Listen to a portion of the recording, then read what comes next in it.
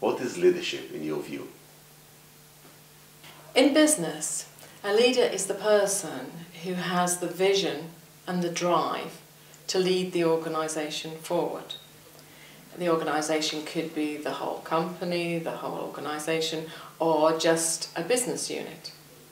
The leader is the person who sets the tone, sets the culture, and the employees within the organisation become his or her followers, people who buy into that vision and are willing to move the organisation forward along the lines that the leader sets out. And what qualities would you say are required in a leader? A leader should have a range of qualities.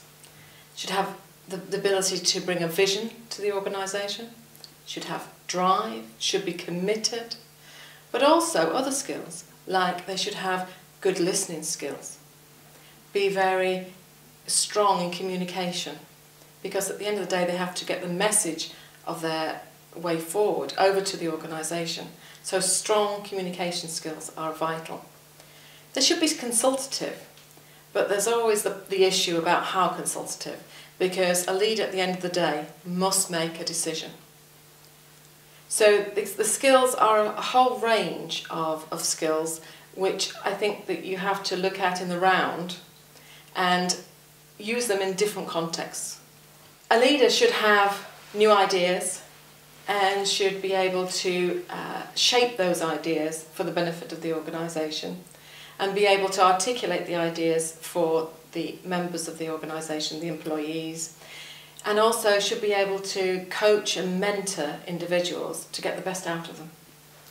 And how would you describe the relationships between the leader and his or her followers? The relationships a leader has with his or her followers will change depending on the context of the situation. Sometimes it will be really important that the leader is consultative, consults his or her employees to ensure that he can get buy-in for the ideas and get buy-in for the way forward. But other times, that would not be appropriate, and they have to be more directive and much more persuasive and much more direct in what they want the employees to do and how they want the organisation to move forward. So it really will depend on the situation. The followers must believe in the vision and the direction that the organisation is going, so that they can then put their effort in to maximising the strength of the leader's vision. And what are the challenges of leading an international organisation? A leader of an international organisation has a myriad of challenges. First of all, you have the geography, the geographical aspects. So you've got time. You can try and hold a meeting, say, by telephone, and you could be, say, in the UK, and you're trying to have a conference call with people in Australia and people in America at the same time. So just the geography can cause huge issues in trying to stage manage meetings. In terms of actually cultural aspects are very, very difficult to manage, because you have got to make sure that you have, obviously, in the organisation a culture for the organisation, an identity.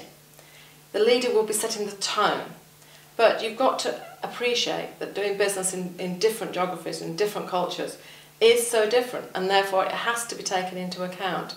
And the leader will have to adapt their style for the various different cultural issues that they will face during their time leading that organisation, and be able to blend the teams together to ensure that they can maximise the qualities of the individuals.